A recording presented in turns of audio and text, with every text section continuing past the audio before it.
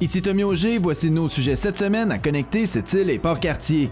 La santé des zones portuaires de Sept-Îles et Saguenay sera surveillée en temps réel. Donald Bérère prend sa retraite à titre de directeur général du Cégep de Sept-Îles. Et le retour du tournoi de ringuette, bout de souffle.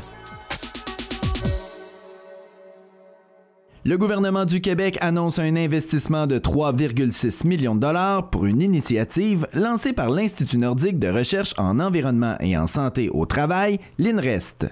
EnviroAction permettra d'évaluer la qualité de l'environnement pour ensuite instaurer des mesures d'atténuation dans les milieux marins affectés par les activités industrielles à Sept-Îles et à Saguenay. Je trouvais que les gestionnaires agissaient toujours en mode intervention. Toujours après que l'incident est arrivé, là, on déploie toutes les mesures pour ça.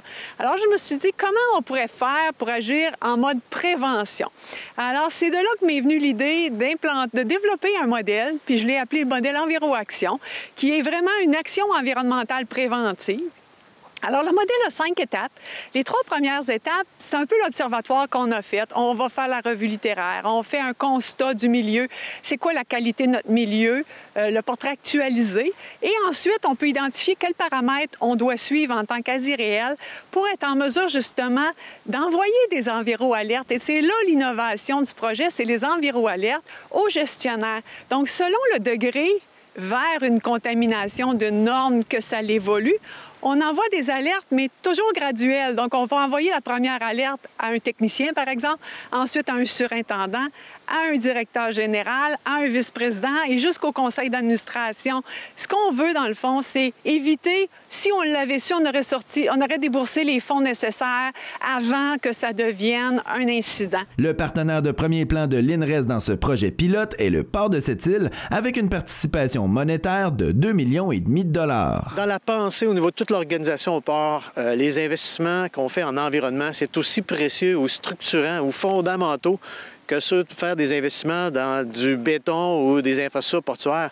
Parce que la recherche ou l'acquisition de données en environnemental, c'est ça qui pave la voie pour faire du développement intelligent. Ça fait que pour nous, c'est la voie à suivre. On aura tout le temps cette pensée-là, cette stratégie-là d'investir en environnement puis la protection de notre écosystème pour assurer la pérennité de la baie de Sept-Îles pour les générations futures. Le projet débutera à Sept-Îles en 2022-2023 pour ensuite être implanté au port de Saguenay dans les années suivantes.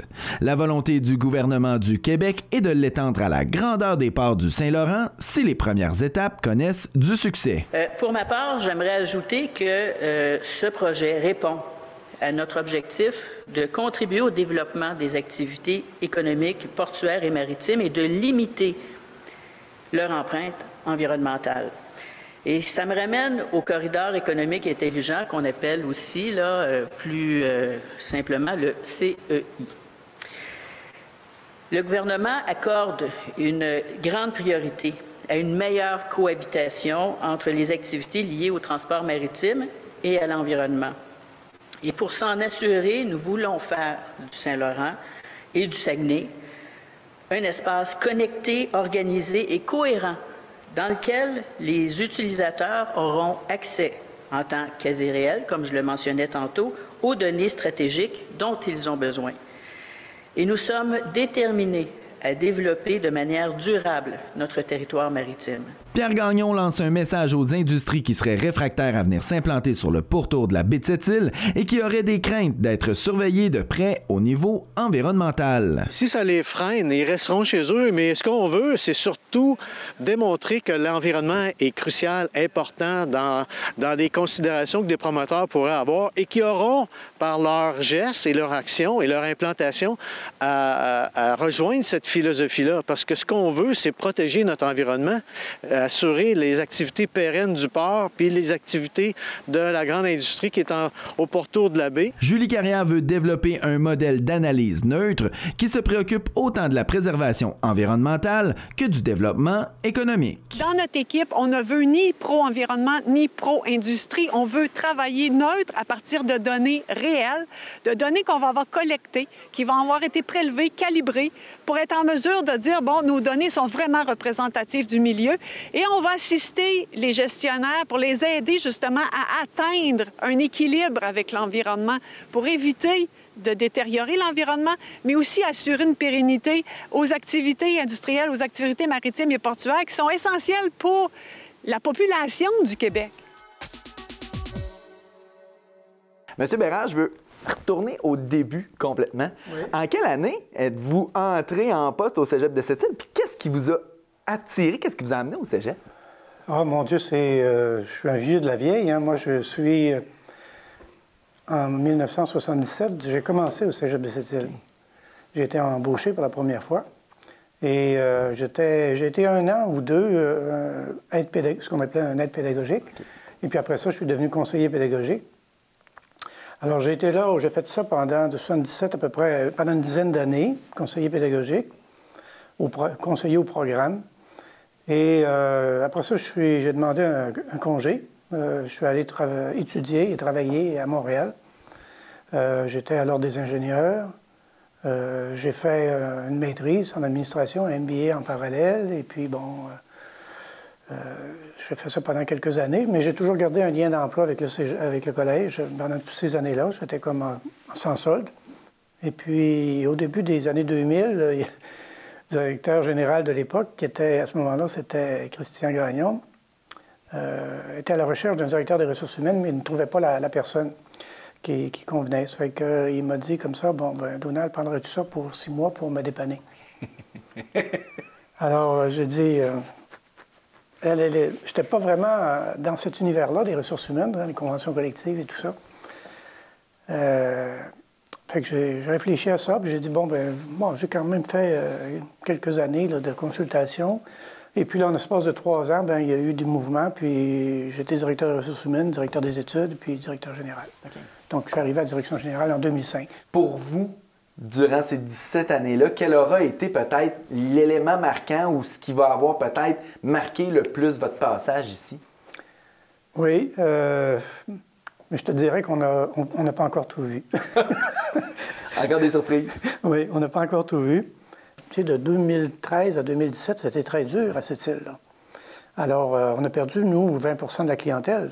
C'était pas rien. On est passé de 750 à 600. Alors, on est impacté, comme les PME, comme les commerces ont été impactés. Alors, il faut travailler à... Ça, c'est une caractéristique d'un cégep de région puis d'une autre. Il faut travailler à essayer de réduire un peu ces effets de cycle-là, donc contribuer au développement économique de la région. Puis comment on peut le faire? Bien, à travers nos activités de formation, mais aussi à travers nos activités de recherche. Alors, c'est pour ça aussi qu'on a mis beaucoup d'accent sur le développement de la recherche. On est parti de 0 en 2005, puis on est rendu aujourd'hui avec quand même une 50aine de personnes en recherche, à peu près de 4 à 5 millions de projets chaque année. Et bon, c'est quand même impressionnant. Je veux maintenant parler peut-être plus à l'homme derrière le directeur général.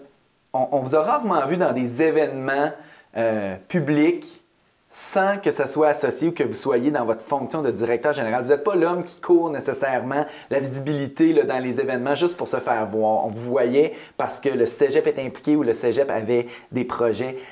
C'est important pour vous de garder votre vie privée pour vous, mais que quand vous vous déplacez dans un événement public, ça soit vraiment pour les bénéfices du cégep de Sept-Îles? Oui, ça, je pense que c'est... En fait, je ne suis pas quelqu'un qui est sensible aux éloges ou à la critique. Je suis assez imperméable de ce côté-là. Donc, je suis là, moi, pour l'organisation. Je suis là pour défendre les intérêts de l'organisation. Et c'est mon travail. Puis, c'est l'essentiel aussi de mes activités. Le reste, c'est de l'ordre de la vie privée. Et il faut, comme c'est quelque chose qui est assez accaparant, ça ne laisse pas nécessairement beaucoup d'espace pour dire, bon, ben, je m'investis dans tel club social ou chose pour... et là, ça donne une autre visibilité. Votre carte d'affaires, on va enlever le directeur général du cégep de Sept-Îles, mais on ne remplace pas par 100% retraité. Non. Non, ben là, je vais m'impliquer beaucoup dans le projet de zone d'innovation. On y reste des petites choses à finaliser, techniquement parlant, mais disons que ce qui est envisagé, c'est que je devienne chef de projet de la zone d'innovation. qui est un projet subventionné par le ministère de l'Économie et de l'Innovation, qui implique le cégep, oui, mais aussi des entreprises, la ville, le port, la ville de Port-Cartier, la communauté de Ouachap. Donc, c'est un très, très beau projet. D'ailleurs, on travaille ces jours-ci à déposer un très gros projet de recherche qui se situe dans le cadre de la zone d'innovation. Alors, oui, ça va m'occuper. Puis ça va m'amener à venir faire mon tour au cégep de temps en temps. Peut-être que je vais garder un petit coin de travail ici. Ce ne sera pas à temps plein, j'insiste, pour ne pas être à temps plein. Mais peut-être l'équivalent d'un mi-temps ou quelque chose comme ça qui va me permettre de relaxer aussi un peu.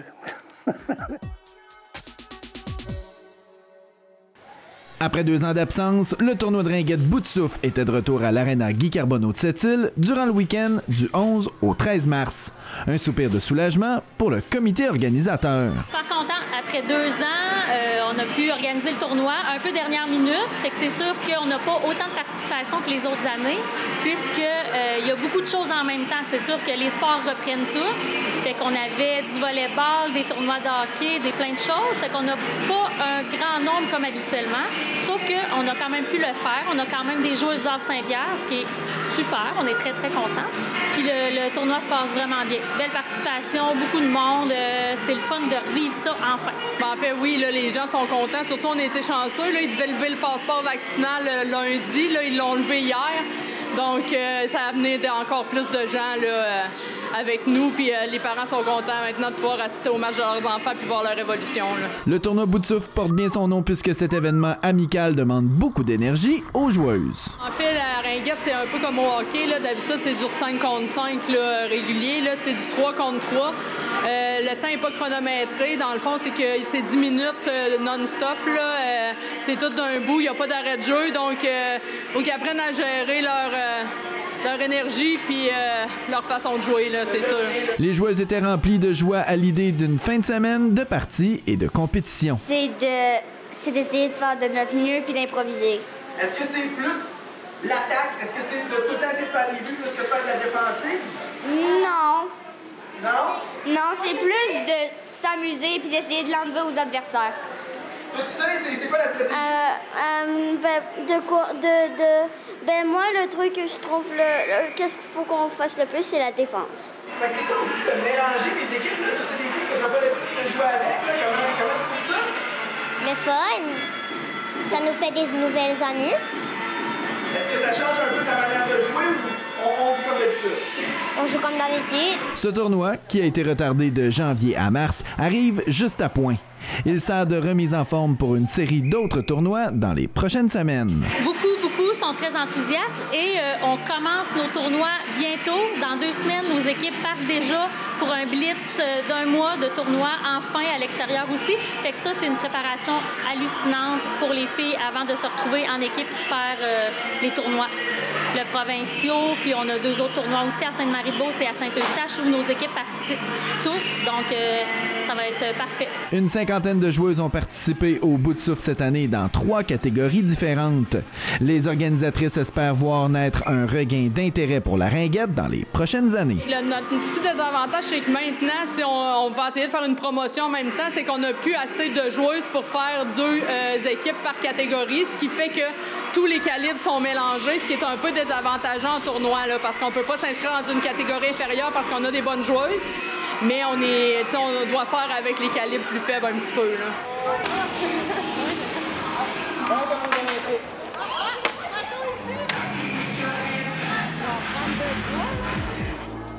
C'était Tommy Auger, merci d'avoir écouté cette émission. Je vous laisse avec tous les moyens de me rejoindre pour me proposer des sujets ou me faire part de vos événements. À bientôt!